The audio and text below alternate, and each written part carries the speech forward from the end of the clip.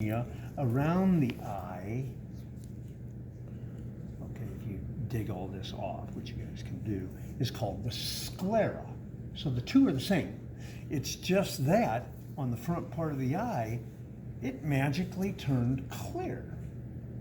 They're the same layer, made out of the same material, just structured a little bit. Tell me that should evolve. Someone said now we need to clear that up right there. So anyway, if you look at this eye, here's the sclera, the outer port. Now you gotta ignore the fat and the muscle on there because we've got fat for padding of the eyeball. You got 6 extra ocular muscles that can jerk that eye up, down, medial, lateral, and at oblique angles too. So you don't have to know each of those. All you need to know is that there are extra ocular muscles that hook onto the eyeball. And when you think about all the cranial nerves, you guys just learned the cranial nerves. Out of those 12 cranial nerves, 3 of them are with just eye position to make sure that we go like that. 3 of them, 3, 4, and 6 are with eye position. Then if you add 2 in, which is the optic, hell, you've got 1/3 of the cranial nerves are just with vision. So anyway, not belaboring that point, the very first 2 terms I want you to learn are sclera, which is around it's the white of the eye. And it extends over the front of the eyeball, and this is called the cornea. All right? So within the eyeball, you see this black layer? It's like an olive. Yeah. That is called the iris. That's what makes your eyes blue. That's what makes your eyes blue, green. It's what makes my wife's eyes red when she gets pissed at. No. But the iris is the colored part of the eye. The iris makes the pupil. Now in humans, our pupil is round. In cows, it's kind of oblong. In cats, it's a slit, an oblong slit. So it changes shape, but it still has the same function in every species that has it, and that is it's the regulator of light entry into the back of the eye, because it's in the behind this iris that everything goes on. All right. So once again, sclera, whites of the eye. Cornea, that clear, translucent area over the front of the eye, same layer as the sclera. It just lost its pigment. Iris, that's your colored portion of the eye, and it's the regulator of light. And then right in the middle, the pupil, different shapes and different mammals. Are we good with that? Oh, one more we can check off here is your extrinsic ocular muscles. You can see here, there's a rectus. Let's see, how does this, where's it? Okay, so this is a right eye, no, this is a left eye, and it is like that, okay? So we can start naming these muscles now. There's the rectus medius, there's the rectus lateralis, there's the ventralis, there's the dorsal. No, this is an oblique. See how it's coming off at an angle there? So you got 6 muscles. You don't have to know them. It's just the extraocular muscles around the eye, and they are what are responsible for keeping these 2 eyes together. You'll see sometimes cats. Okay, Siamese cats. You know what a Siamese cat is? You ever seen their eyes? Mm. They're crossed. Mm-hmm. Okay.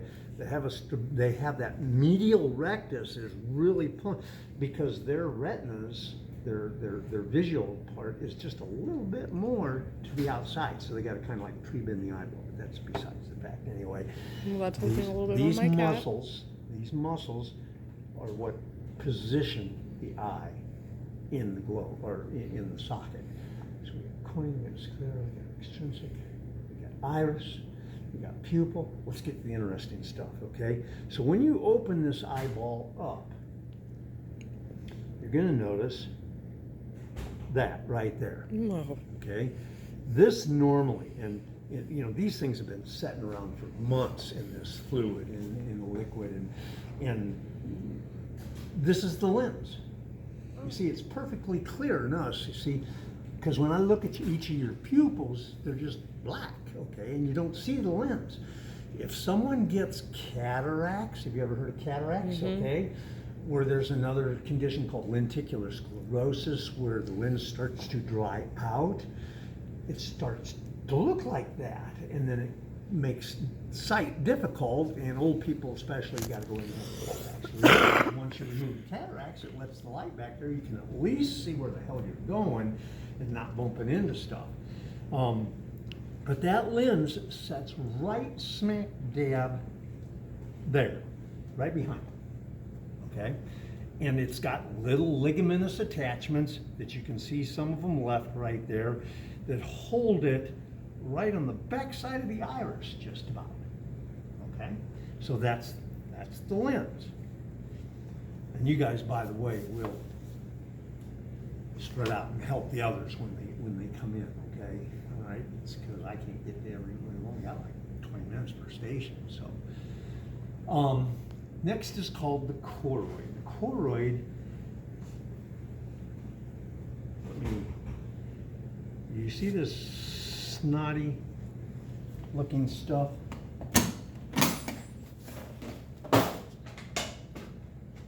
Put this on the YouTube. Where did my side of the globe? We're on the back side of the globe now. This back side of the globe is filled with jelly. It's a clear jelly. It's called vitreous humor. Yep, that's up there too, okay? So when you guys cut into, you should kind of like hold about the optic nerve, put your thumb at about the optic nerve and cut this way, and then you'll take your scissors and you can snip around. If you start to squeeze too hard, jelly starts to come out, okay? That's called vitreous humor. Do not get that confused with aqueous humor or tears. You gotta know all three of those, right? Right, no, you guys don't even have to know. We are learning it in like lecture though. Okay, so let me tell you the difference. The vitreous humor, the jelly in all this globe where my scissors are touching, is filled up with that jelly, okay? And that jelly keeps the globe expanded. You're born with all the vitreous humor you will ever have. You will never get any more, period, in the statement. So if you damage the back part of the globe, like a pierce or a puncture, that's where you lose the eye. Aqueous humor is continually being formed 24/7. It's a special nutrient water, think of it like that. And it just happens up here in the front, right under this cornea, so it fills up that, it's what keeps the cornea filled up. So if you get a piercing or a puncture wound to the front of the eye, like the cornea, there's a chance that it can be repaired in, did I start too soon? Oh, no, go right ahead. Okay. That it can be repaired in, you'll see normal if you get to it quick enough, all right? And so then the third type of water that you have, so we got vitreous, which is the jelly in the back, and that gives the eyeball, you know, its size and keeps it expanded. Then there's the second, the aqueous humor, which is the water that's formed actually by some little suspensory ligaments right behind the iris, and it flows to the front and keeps this cornea nice and intact, is the second kind of special water in the eye. And the third type of special water for the eye, tears. Okay, so you got those three going on. Tears are constantly formed. The aqueous humor, which is in the front, right under the cornea, okay, is constantly being formed.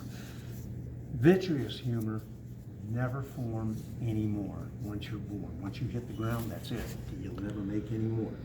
So what's the disease called where we make too much fluid and it causes this pressure to build up under the cornea? Very good. Good job. Glaucoma, okay? Or the angle that it's, there's two ways to get glaucoma. You got a tumor of these little areas back here that make, and it's making too much, or there's a real narrow angle right here that has special structures to remove that aqueous humor, and they become plugged. So we're either making too much or we're not removing it fast enough, and then you get glaucoma and you got to step into that world and control that. So cornea, sclera is the continuation of the cornea. It's the white of the eye. Extrinsic ocular muscles, you got 6 of them distributed around, you don't have to know them. Pupil, remember the pupil? That's the hole, and it's a different shape for different species. I'm skipping that. Iris, that is the colored part of the eye. Why you have blue eyes, why you have bluish, greenish, hazel eyes. Cool. Okay, that's what gives you the different color in the eye, is the iris. The iris is the regulator of light into the back of the eye. Okay, if you're in a dark room, it's going to open up. If you stimulate your sympathetic nervous system, it's going to open up. All right. Otherwise, it constricts down. So lens, I showed you the lens. What's the lens all about? So the lens sits right behind the pupil, right there, like that. You'll see when you start digging into your own, okay? Normally we can't see it because it's perfectly clear. This one's got antifreeze in it and probably a little dehydrated, so you'll see it. But that's the lens. The lens focuses the image on the retina, which is in the back here. I'll show you that in just a second. So it's like a camera, okay? So I'm looking, name? Allie. Allie, okay? At Allie right now, and her image is going through my lenses. They're crossing, okay? They're crossing the image over. All lenses have a focal point, and then they're being projected onto the retina. If my lens can't, if it's either not flexible enough or it can't get real fat, you will be out of focus when I'm up close to you, okay? Far away, lens can't get skinny enough, okay? And then you'll be what they call, you can't see far away. And then we wear glasses to correct those, okay? So we got nearsightedness, farsightedness, and all that stuff. The pros handle that in lecture. But that's what the lens does. It bends the light rays so that they focus on the retina. Now where's the retina? Right here. Do you see this snotty looking material right? I want everyone to look at that. I'm scraping it up. That is the actual retina. That's the material that's holding the rods and the cones and the bipolar cells and all that, okay? There it is, right there. So the retina, we know, pierces the globe to become what?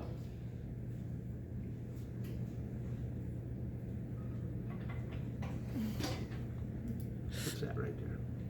Optic It's nerve. a nerve. Optic Optic nerve. nerve, okay. Cranial nerve number? 2. 2. Very good, okay. Good job.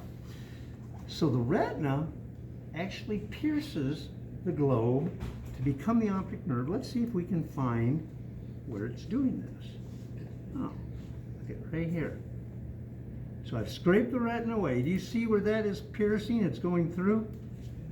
You guys see that? Right? Here's the retina, and it's going, you guys bend it. Right there, it's piercing. Let's see. Yep, there's the optic nerve right there. So the retina has all the cells in it for vision, and it works its way back to the optic nerve, which punches through the globe. Have you ever heard you have a blind spot? And you do. You stand there and you look and you do this little game. I just lost my finger. Ooh, I see it. Oh, lost it. Oh, I can see it. Okay, there's a spot. That blind spot is if and when all of the light rays are focusing on that optic disc that's becoming the optic nerve as it's punching through the globe, because there are no rods or cones or anything there. It's becoming a nerve at that point in time. So that's what creates the blind spot. So, vitreous humor, retina, optic nerve. Okay, the only thing I didn't show you is the coolest thing. When you scrape this retina away, look, and this is, imagine this. This eye's probably been setting, you know, at the producers and then in that can there for here. But you look at the colored part of the eye, this right here. You see how it kind of looks, you got a little bluish hue there, turquoise, silver.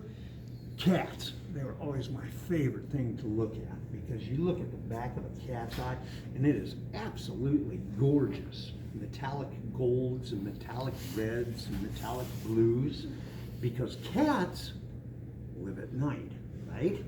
And so they need to maximize all the light, and that's what the choroid does.